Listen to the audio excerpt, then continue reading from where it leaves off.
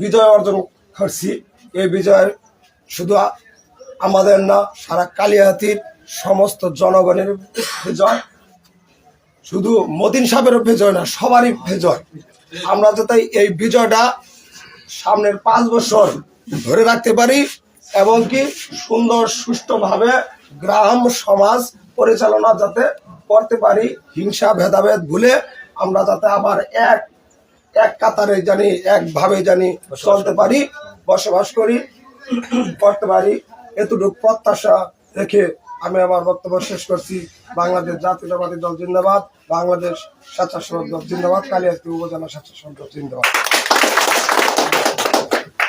ধন্যবাদ শ্রদ্ধেয় বড় ভাই মিজান সরকার স্যার, অত্যন্ত সুন্দর কথা বলছেন।